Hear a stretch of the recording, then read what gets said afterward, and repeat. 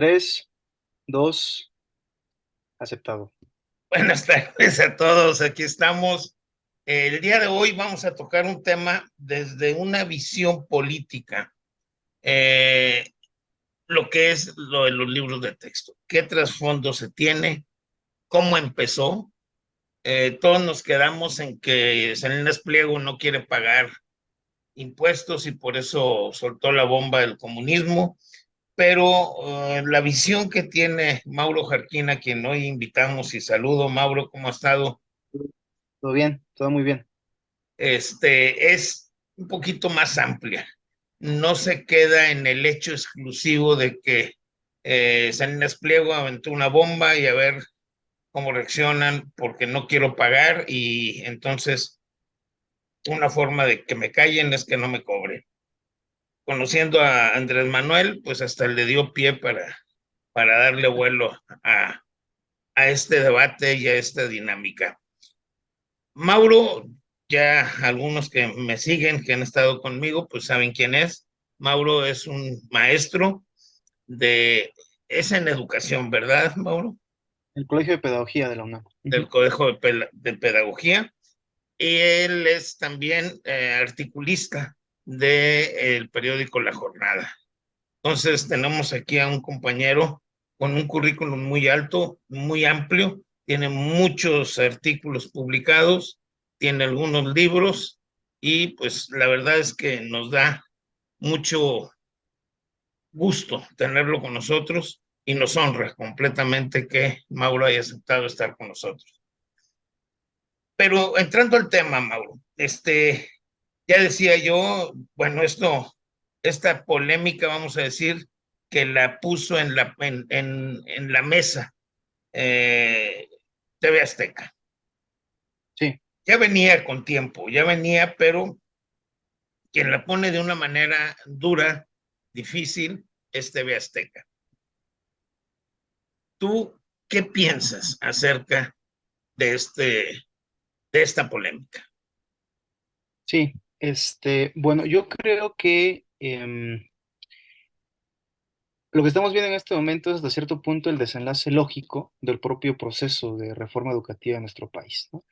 Como ya hemos hablado y hemos escrito en muchos espacios, la propuesta en educación del actual gobierno ha sido producto de una serie de, digamos, idas y vueltas, ¿no?, con muchos sectores de la sociedad, lo cual al final de cuentas produjo que haciendo un análisis, digamos, mm, profundo de la propuesta en educación de manera general de la 4T, pudiéramos hablar que existen elementos tanto de continuidad de políticas neoliberales, ¿no?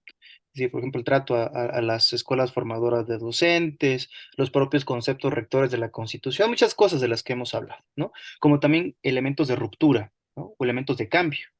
Uno de ellos es justamente lo que estamos viendo ahorita. Digamos que durante los primeros años del sexenio, porque la reforma educativa se promulga en mayo del 19, durante los primeros años, después de la promulgación de la reforma, lo que pudimos ver fue, digamos, un proceso de legitimación de la continuidad neoliberal, tal como escribí, discutimos, y es algo que además yo todavía considero que es así. Sin embargo, y aquí entra, creo, una cuestión interesantísima. Hasta hace algunos, bueno, del año pasado, cuando se comienza a discutir lo que sería el nuevo marco curricular para educación básica, que era, digamos, para algunos la cereza del pastel de la reforma educativa de la 4T, ¿no?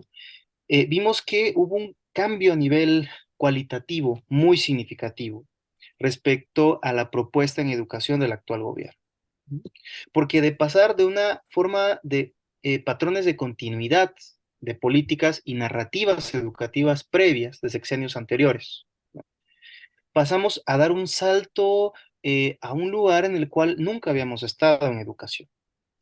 Y ese salto es esencialmente una especie de apuesta de izquierdas, una lanzada de izquierdas, a mi parecer, abiertamente provocadora, ¿no?, que el gobierno federal encontró en el impulso a un nuevo marco curricular para la educación básica. Es decir, a un nuevo cimiento educativo mediante el cual se tenía que pensar la educación básica.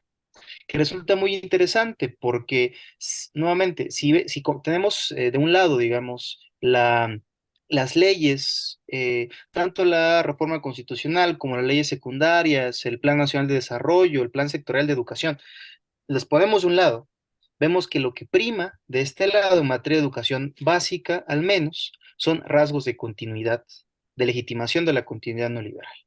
Pero cuando vemos el marco curricular, que además es, digamos, lo que llega a las escuelas, lo que aterriza a las escuelas, lo que se recontextualiza en cada una de las aulas de este país, lo que encontramos es un cambio sustancial. Es una apuesta abiertamente de izquierdas, hablándolo en estos términos, ¿no? Yo sigo siendo partidario de que el término izquierda y derechas es válido.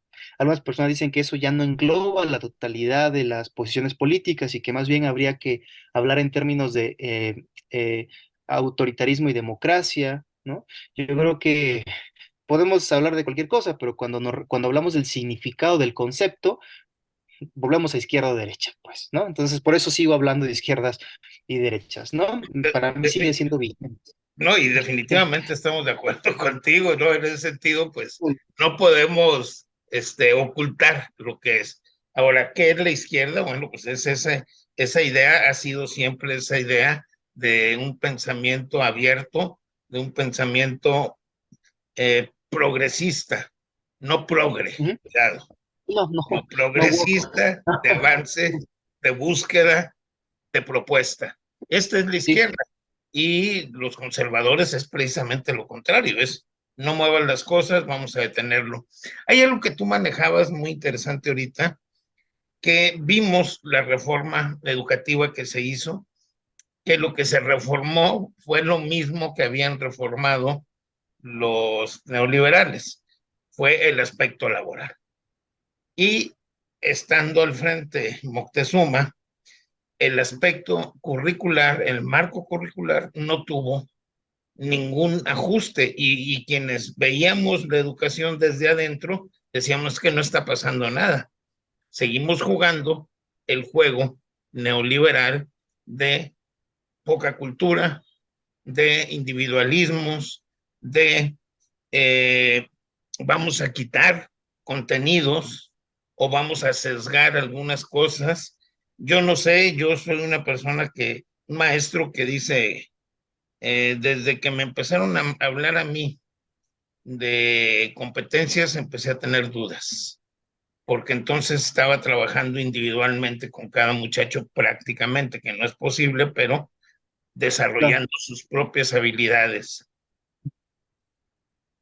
Y bien lo dices tú, bueno, hace un año y medio, empezamos a dar caminar. Pero este caminar, pues obviamente trae molestias. Y las molestias son a las gentes que piensan de otra manera, pero también a quienes veían en la educación una forma de enriquecimiento. Y ahí vamos a encontrar a Claudio X y vamos a encontrar a los editorialistas y vamos a encontrar a la misma Elvester, que tengo una anécdota que me contó una maestra que un día en una reunión le dijeron, maestra, es que están privatizando todo. Que le dijo, bueno, pues ponga su escuela privada.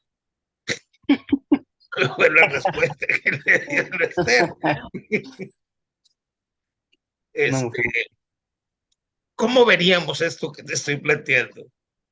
lo del Baster fenomenal, o sea, es un personajes tristemente interesantes, ¿no? Eh, Muy importante por lo siguiente, ¿no?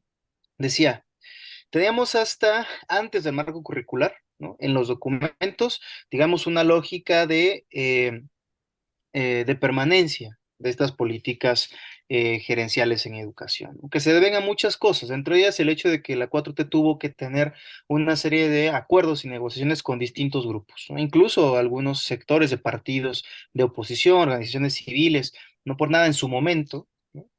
Mexicanos Primero, la propia Coparmex incluso, llegó a decir que la reforma no estaba tan mal, ¿no? Por algo era. Sin embargo, del marco curricular en adelante hay un segundo momento en el sistema educativo nacional. Y es un momento que yo sí considero que es de ruptura.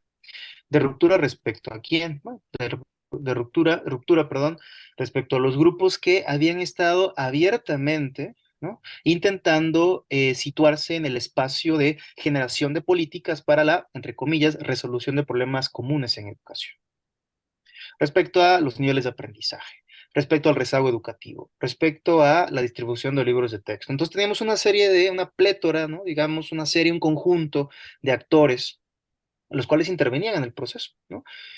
Fundaciones, editoriales privadas, organizaciones civiles, asociaciones de padres de familia.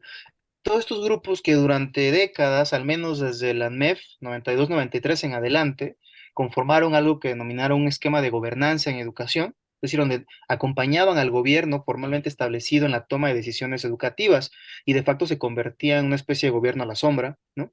En ese momento, después del desarrollo del marco curricular, hay una ruptura al interior del proyecto educativo de la 4T. Una ruptura primero a nivel de los valores de la educación. Segundo, una ruptura a nivel del proyecto futuro de la educación. Y tercero, una ruptura también a nivel orgánico.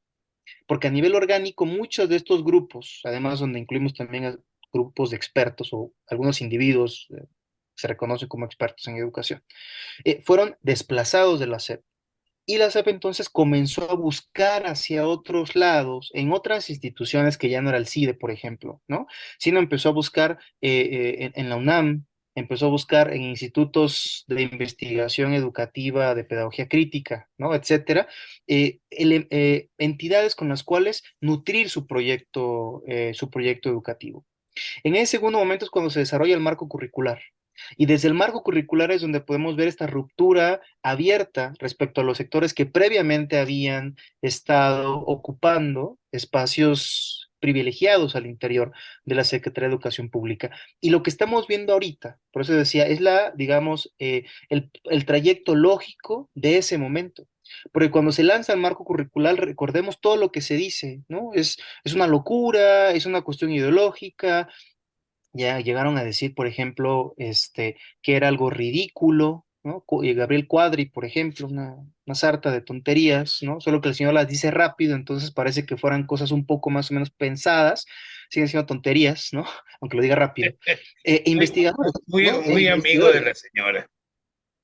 Sí, sí, sí, investigadores, ¿no? O sea, investigadores diciendo, recuerdo uno de la UNAM que decía que este marco curricular que quería recuperar los saberes comunitarios era como la gran escuela la escuela del Amazonas queriendo enseñar el gran método para reducir cabezas. Así, esos son nuestros pueblos originarios para esos sectores, ¿no?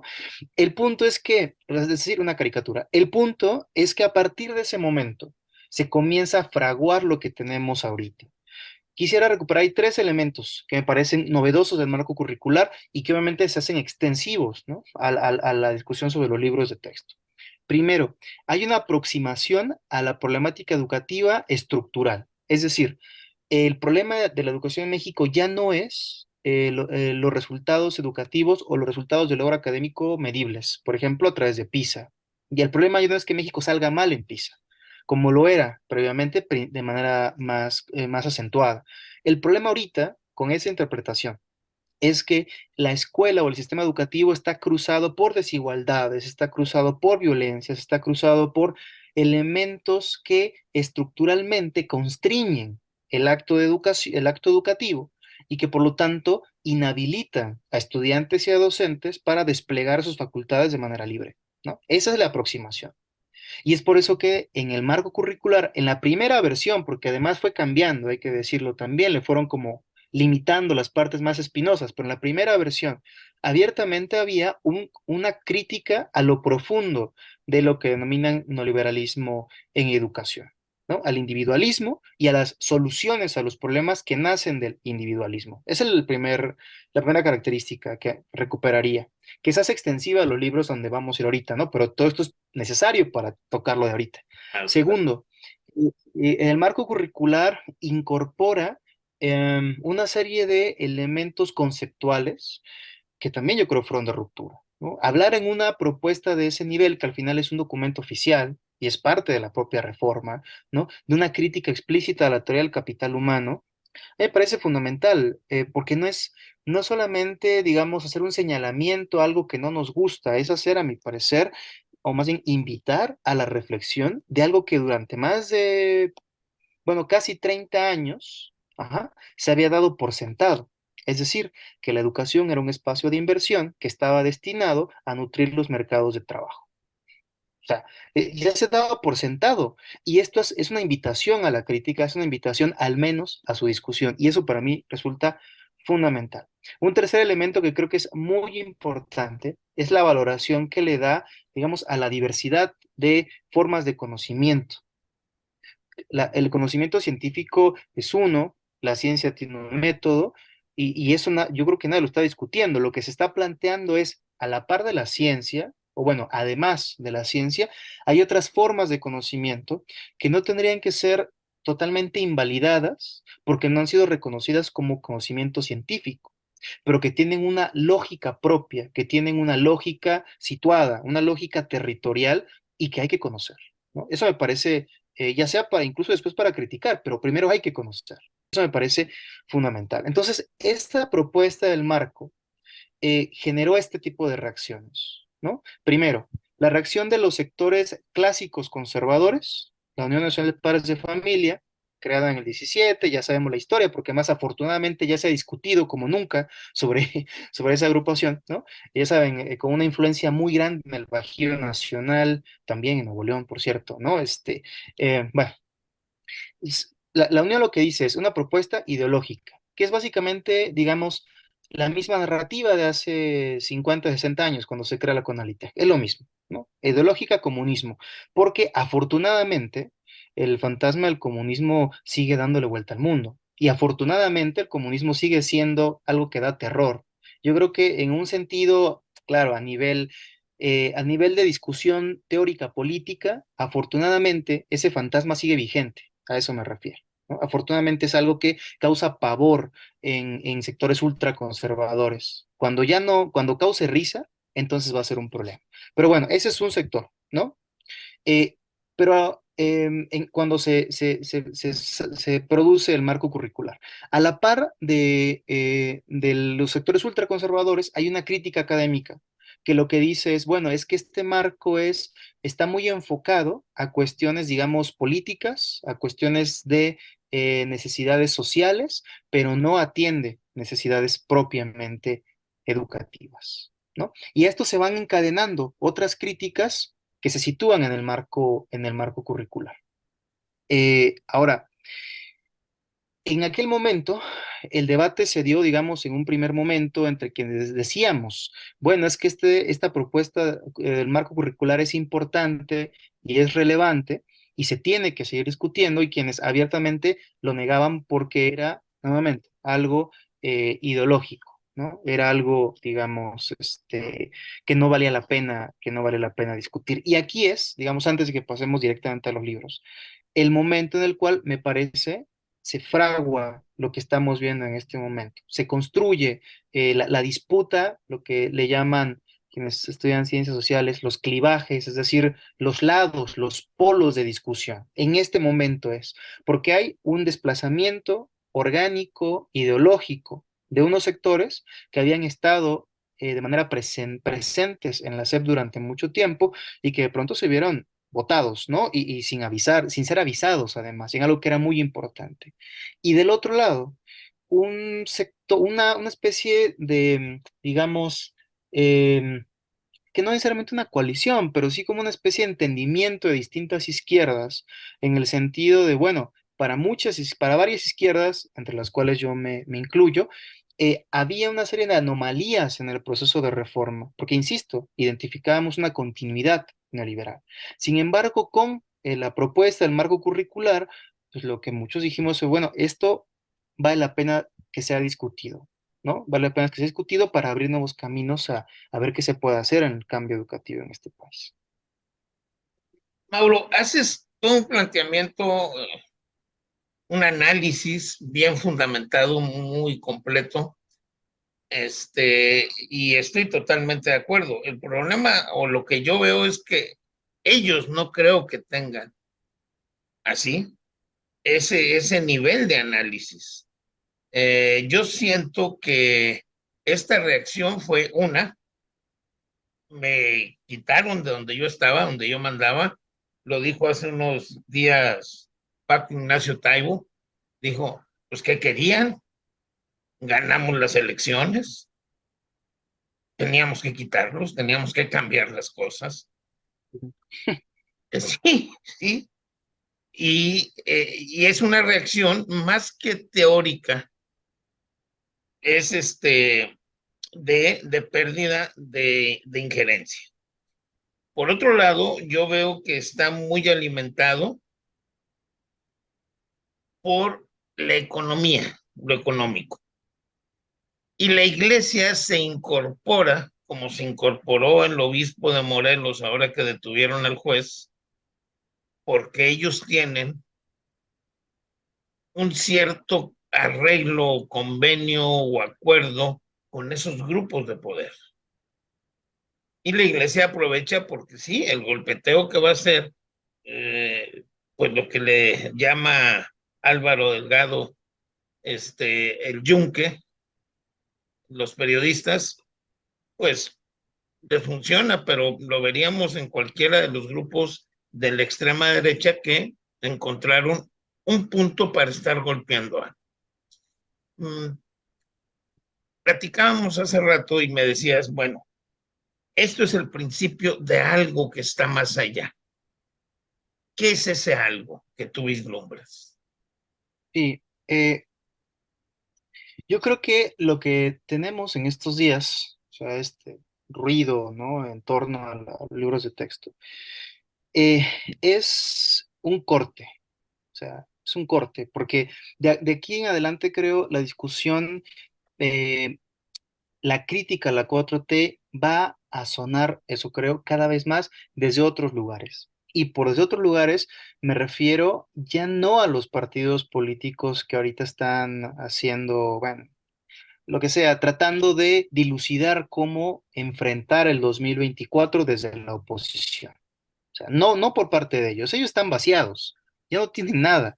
O sea, el PRI ya no es el partido, obviamente, nacional, heredero de la revolución nacionalista, ¿no? Ya no es el partido digamos, de la autorrepresentación de los sectores populares, ni del campesinado, ni de la clase trabajadora en general. O sea, tampoco ya es el partido, digamos, de la modernización liberal en nuestro país, de Salinas en adelante, ya es una cosa que realmente me parece está desdibujada a nivel ideológico y a nivel político, desdibujado, porque A además mucho partir de de lo que Salinas, ¿no? Se reivindicaba, desdibuja. exactamente, sí, A partir de Salinas pero se incluso desdibuja. aunque con Salinas todavía, por ejemplo, traían a nivel de narrativa esta cuestión de la organización popular por medio del Pronasol. De fondo, a nivel teórico, lo que planteaban era eso, ¿no? Yo creo que Sí, con sí. Morena, lo poco que quedaba en ese sentido se fue. O sea, el PRI está vaciado. El PAN mucho peor. O sea, el PAN está vaciadísimo, sobre todo porque en aras de no perder más de lo que ya han perdido, están dejando de lado, digamos, están descuidando a una parte de su electorado, que es un electorado conservador. Ahora, es un hecho de que no todas las personas que votan por el PAN son conservadoras. O sea, y tú lo sabes, profe, es muy complejo. Mucha gente votaba por el PAN porque no quería el PRI y el PRD pues no pintaba. Entonces, ¿a quién votamos? Al PAN.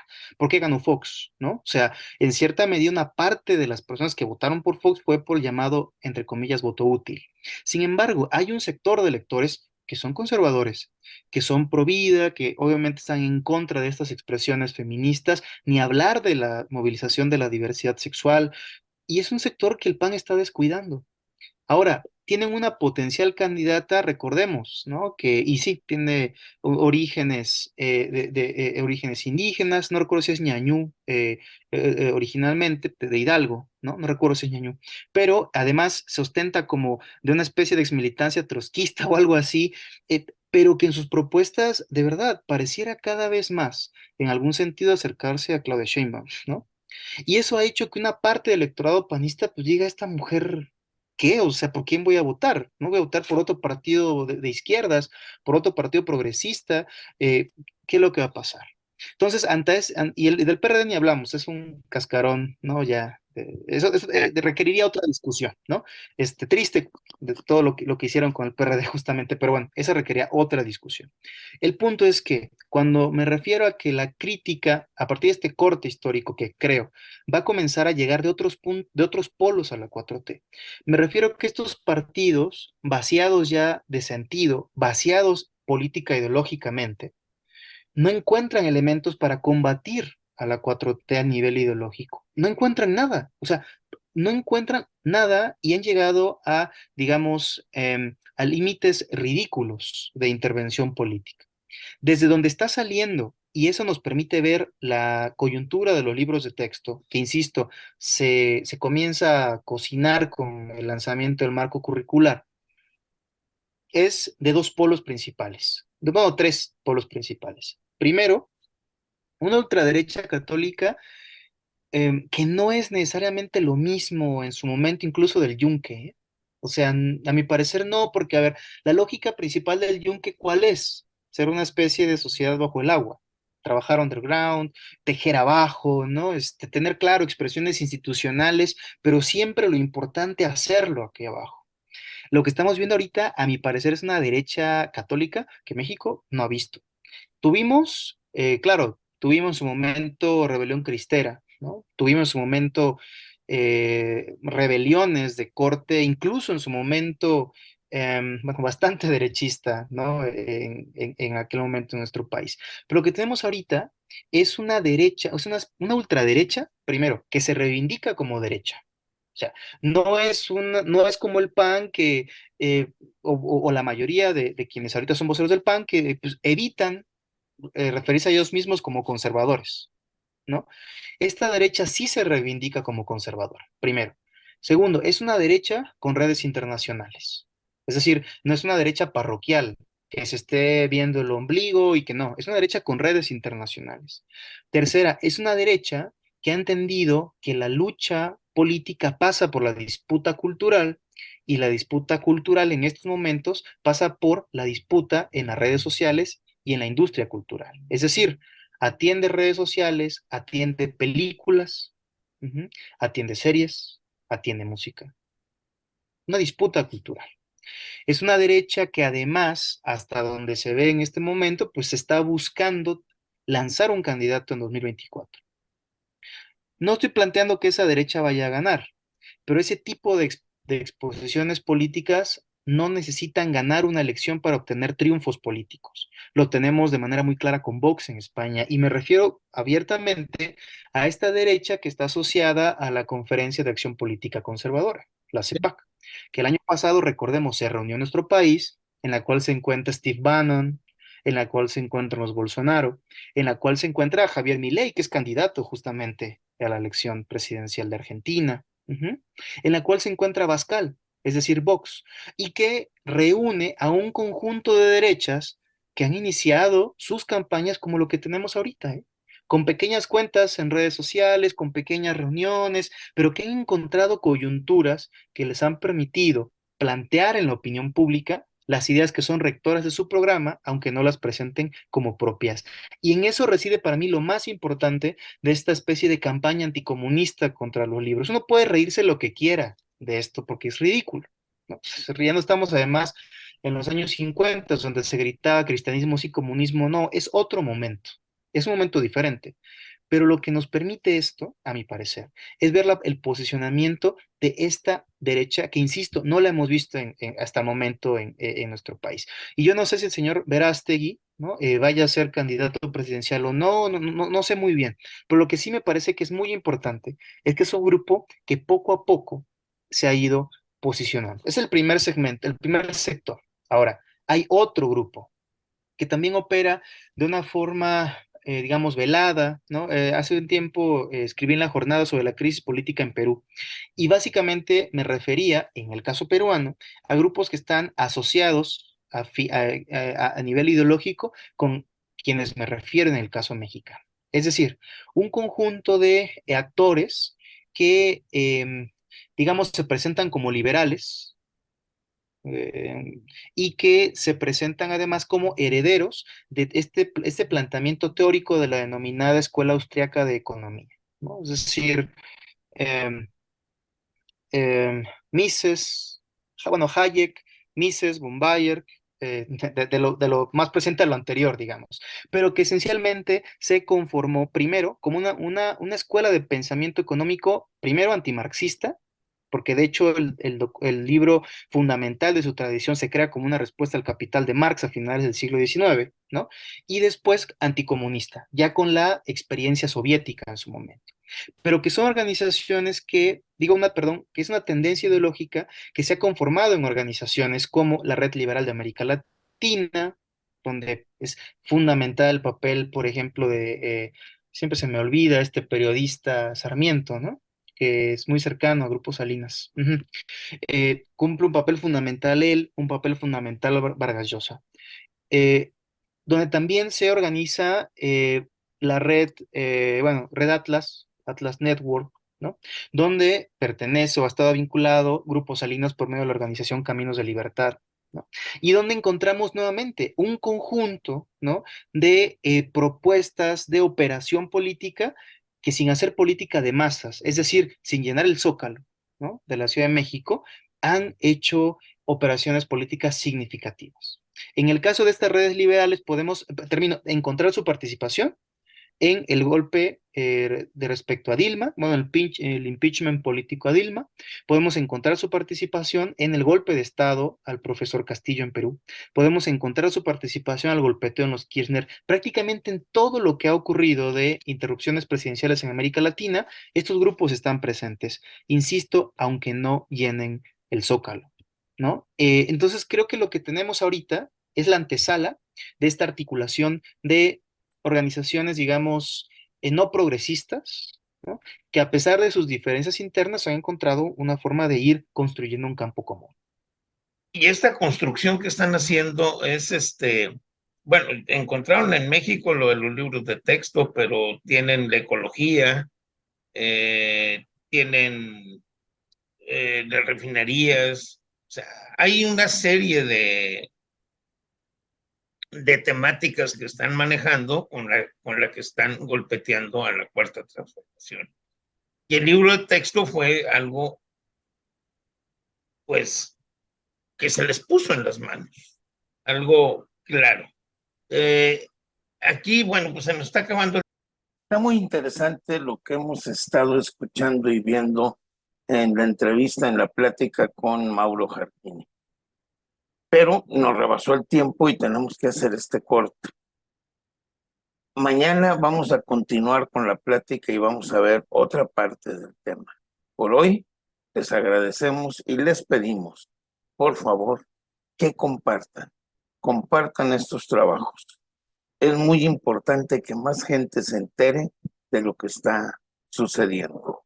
Gracias y nos vemos mañana.